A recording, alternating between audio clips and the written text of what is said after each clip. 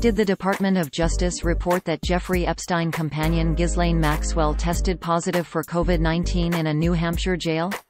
No, it did not. The claim that Maxwell, who was arrested by the FBI in Bedford, New Hampshire, on July 2, 2020, tested positive COVID-19 is the invention of the satire website The Brown Valley Observer. It was copied by others or reposted as real. The claim appeared in an article published by Brown Valley Observer on July 3, 2020, under the title "Ghislaine Maxwell has tested positive for COVID-19 in New Hampshire jail," DOJ reports, with the fictitious byline Dr. Everend. It opened, quote, "A report from the United States Department of Justice indicates that socialite and alleged Jeffrey Epstein co-conspirator Ghislaine Maxwell has tested positive for novel coronavirus (COVID-19) in New Hampshire while awaiting extradition to New York. Once she was in custody and began to relax, officials noticed that she was displaying symptoms related to coronavirus, including watery eyes, cough, and mucus.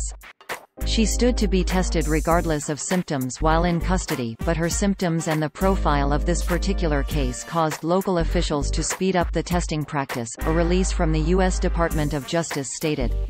End quote. This is what the post looked like on social media at the time of writing, quote, "They gonna do it," posted by Stolen Political Memes on Sunday, July 5, 2020, end quote.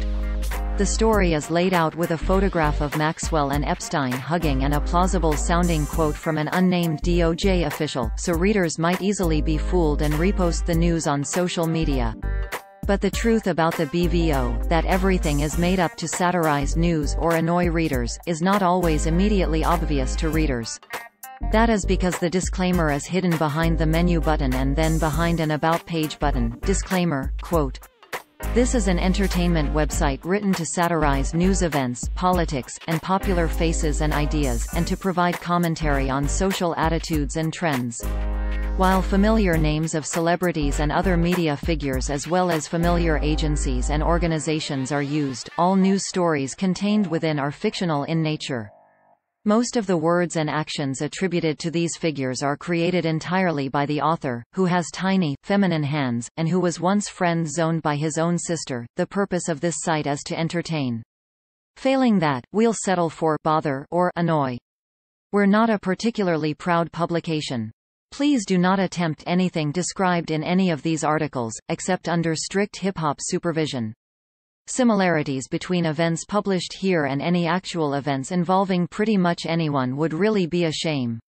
End quote. Another COVID-related rumor about Maxwell, widely circulated on July 2 but dated July 11, appeared in the form of a BBC News screenshot with the caption, quote, "Former socialite and Epstein associate Ghislaine Maxwell has been moved to intensive care in hospital after her coronavirus symptoms worsened." End quote. That one was fake, as well. She was brought to Merrimack County Jail on July 2 to await transfer to New York State on charges of perjury and trafficking minors, including transport across state lines, a spokesman for the U.S. Attorney's Office in Manhattan said. According to Reuters.com, she is safe and well cared for in Merrimack.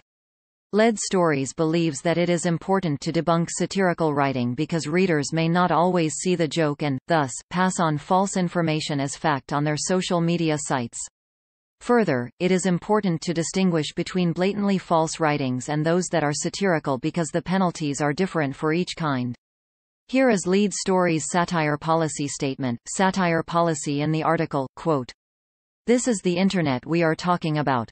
There are plenty of non-reasonable people around. Or perfectly reasonable people who lack the cultural context to get the joke. Or drunk people. Or kids. Sometimes jokes need to be fact-checked. Not for you, because you are smart and you get the joke. But for the crazy uncle who thinks it is real. Or for the foreign journalist who doesn't know what the onion is. Or for the people who missed the disclaimer and the hints. Or because the disclaimer and the hints were hidden on purpose." End quote.